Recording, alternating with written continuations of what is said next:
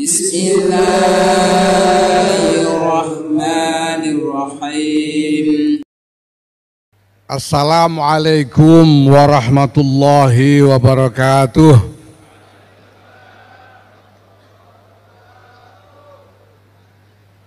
Alhamdulillah wa syukurillah wassalatu wassalamu ala rasulillah Sayyidina Maulana Muhammadin ibn Abdullah wa ala alihi wa sahbihi wa mawalah.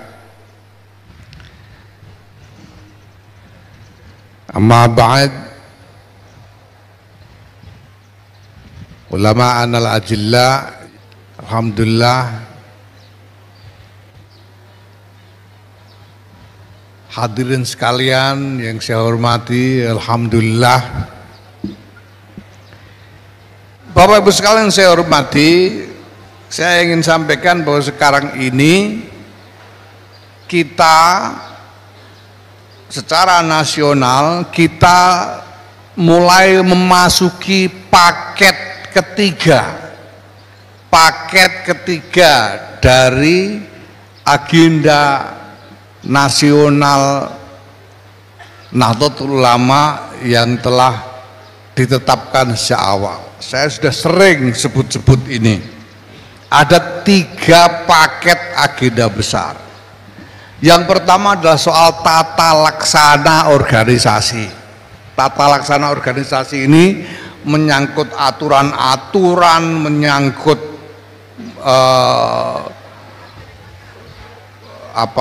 standar operasi, standar prosedur dalam pelaksanaan pekerjaan organisasi, dan lain sebagainya.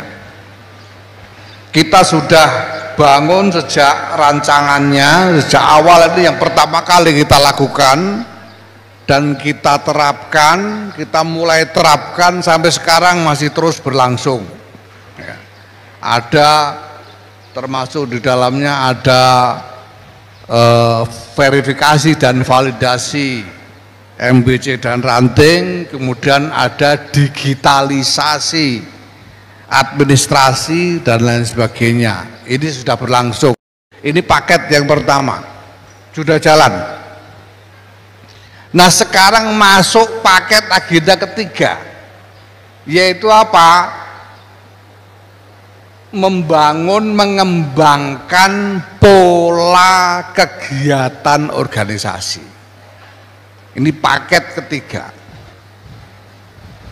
Nah, paket ketiga ini adalah paket agenda untuk membangun pola kegiatan organisasi.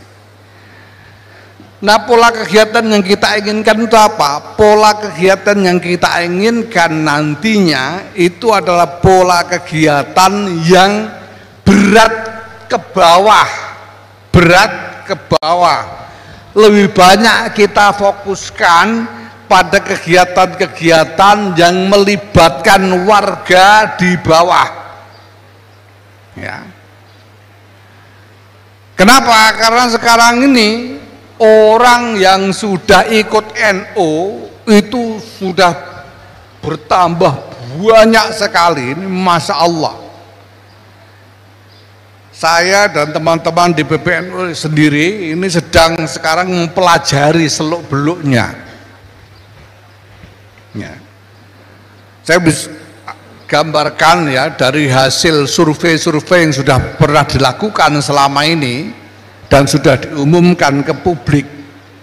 Tahun 2005 itu ada survei yang hasilnya menyatakan bahwa 27% dari seluruh penduduk Indonesia. Tahun 2005 orang yang merasa NU, yang mengaku NU itu sudah 27%. Nah, ajib lagi 2010 itu ada survei lagi dilaporkan ke PBNU waktu itu yang hasilnya menyatakan bahwa orang yang mengaku NU, yang merasa NU itu sudah 47% dari penduduk Indonesia. Saya bayangkan tambahnya dalam 5 tahun tambah sampai 20%. Dari 2010 ke 2018 ada yang survei lagi, hasilnya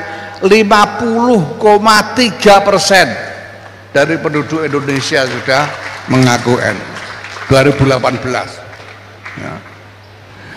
2023 kemarin terakhir disurvei oleh LSI, orang Indonesia yang mengaku NU ini sudah 56,9% dari seluruh penduduk Indonesia.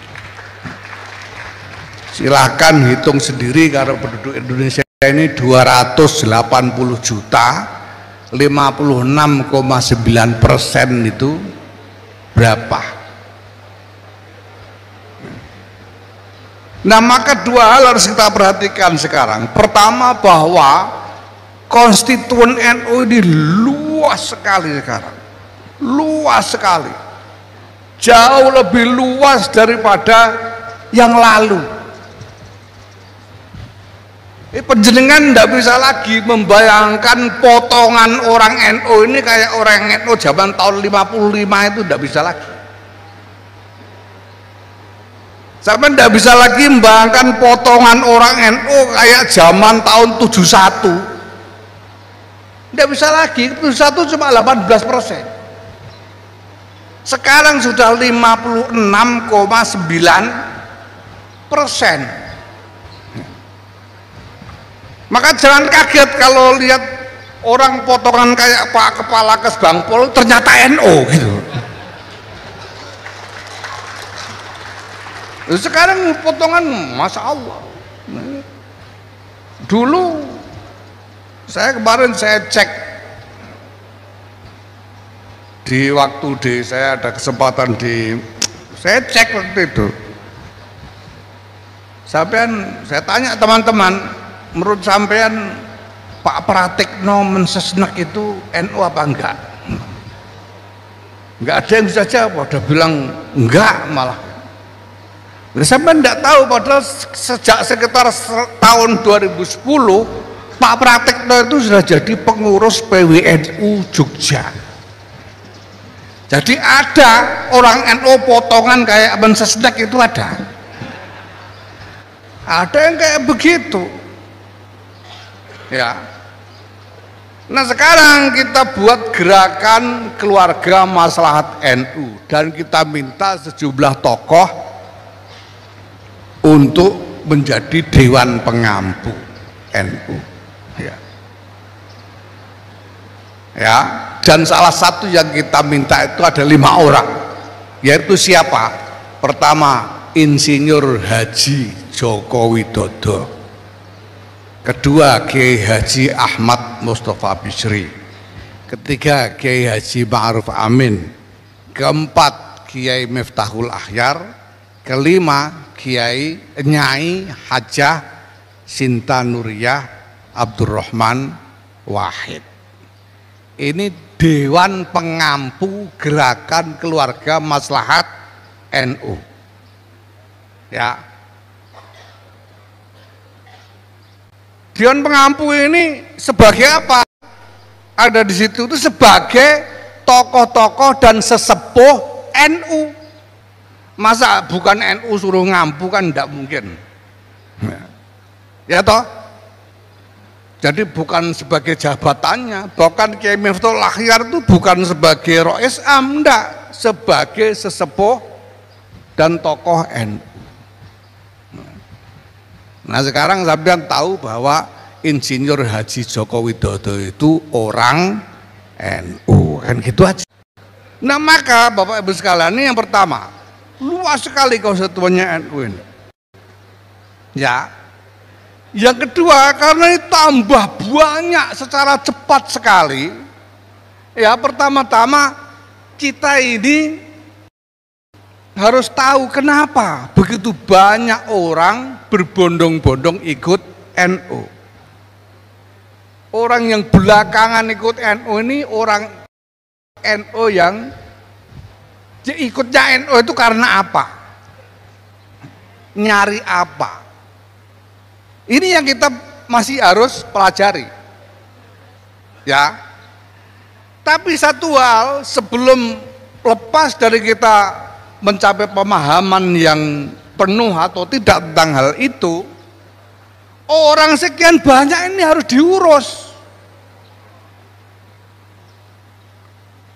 Orang NU, orang yang sudah merasa NU 56,9% penduduk Indonesia ini semuanya harus diurus. Ini bagian dari ra'iyahnya Jam'iyah Nahdlatul Ulama.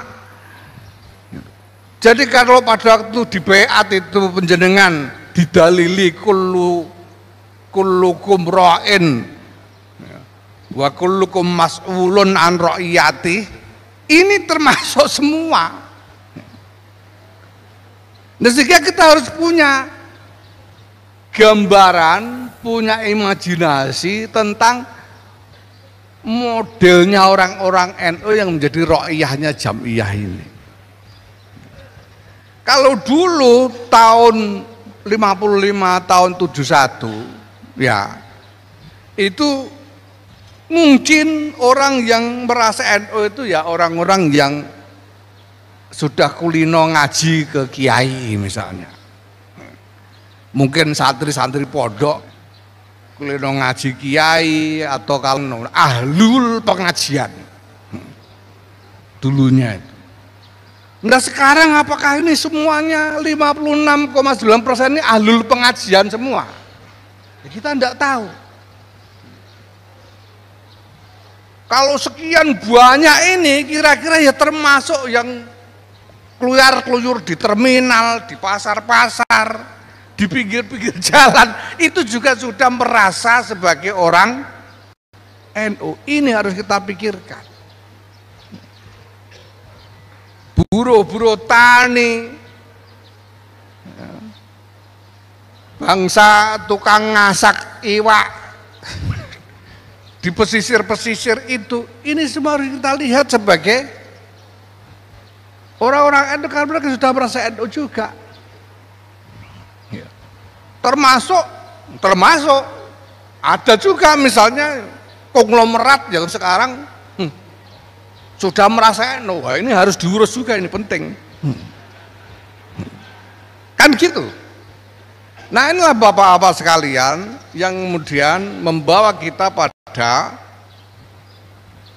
ketetapan untuk membangun pola kegiatan NU yang diarahkan pada kegiatan dibasis melibatkan warga untuk memenuhi hajat langsung dari warga, supaya orang-orang yang belakangan ikut NU ini kemudian merasa dirinya diurus oleh NU, bahwa dirinya ini ikut NU ini tidak cuma dipakai buat gaya-gayaan tok, ya, apalagi buat nyalon presiden, wakil presiden tok misalnya, tapi benar-benar diurus hajatnya oleh Jam'iyah Nahdlatul Ulama ini. Nah untuk keperluan inilah kita buat agenda yang kita beri nama Gerakan Keluarga Maslahat Nahdlatul Ulama. Nah, saya sudah berulang kali jelaskan ini kemarin dalam pertemuan-pertemuan dengan MWC, juga selalu saya sampaikan bahwa ini tanggung jawabnya pengurus PB, ke PW, ke PC, MWC, ranting. Ini yang bertanggung jawab atas Gerakan Keluarga Maslahat NU. Tapi kami PBNU kemudian memberikan dukungan berupa satgas khusus untuk membantu panjenengan semua di dalam menjalankan program-program GKMNU itu. Sehingga kita buat satgas GKMNU. Nah, Dewan Pengampu ini nanti tugasnya memberikan arahan, memberikan evaluasi, karena sampean bisa lihat kan anggota-anggota Dewan Pengampu ini adalah tokoh-tokoh yang sungguh-sungguh punya sambungan dengan warga. Tokoh-tokoh yang kalau warga gemergeng itu beliau-beliau ini pasti dengar. Tokoh-tokoh dan pada saat yang sama beliau-beliau ini punya kekuatan untuk mengajak supaya warga ikut berpartisipasi di dalam program ini. Nah, ini nanti yang akan menjadi paket ketiga dari 3 agenda besar ini. Ya. Nah, kita mulai ini ya karena berbagai keterbatasan yang ada pada kita mulai dengan program-program dari pemerintah. Nah, program dari pemerintah itu menyangkut pertanggungjawaban. Padahal ini program di desa. Ya, nanti aparat kita di desa ini harus mampu membuat laporan kegiatan yang memenuhi standar pemerintah. Nah, ini yang sekarang sedang dibuatkan sistemnya. Mudah-mudahan November ini sudah betul-betul jalan berupa kegiatan serentak, karena sekarang yang sudah disiapkan sebagai program untuk dilaksanakan itu adalah program yang meliputi kurang lebih ya, 17.000 desa di 3 provinsi, yaitu Jawa Timur, Jawa Tengah, dan daerah istimewa Yogyakarta. Mudah-mudahan ini segera bisa kita laksanakan ya. Tentu sebelumnya nanti akan didahului dengan instruksi dari PBNU, karena ini pekerjaan yang spesifik. Instruksi itu nanti berupa tugas kerja, perintah kerja dengan daftar pekerjaan yang spesifik. Ada yang untuk PWNU sendiri, ada yang untuk PC, ada yang untuk MBC, ada untuk ranting. Ini segera terbit 1-2 hari ke depan ini, dan sudah itu diikuti dengan pelaksanaan kegiatan di tingkat desa yang kita harapkan bisa terus meluas secara serentak di 17.000 desa di 3 provinsi, insya Allah ya. Nah, harapannya apa? Harapannya supaya penjenengan itu tidak cuma membayangkan tok ngurus 56,9% penduduk Indonesia caranya gimana, itu supaya sampai dapat gambar ini ternyata caranya, ini ternyata butuhnya orang banyak itu ya. Kalau jenengan lalu ketemu dengan mereka, nanti ketemu dengan warga secara langsung, nanti setiap minggu harus ada kegiatan, sehingga ini nanti akan membentuk cara berpikir kita semua tentang apa yang dibutuhkan bagi pola kegiatan Nahdlatul Ulama ke depan. Wallahu yawfiquna fi ma yuhibbu wa yardah. Assalamualaikum warahmatullahi wabarakatuh.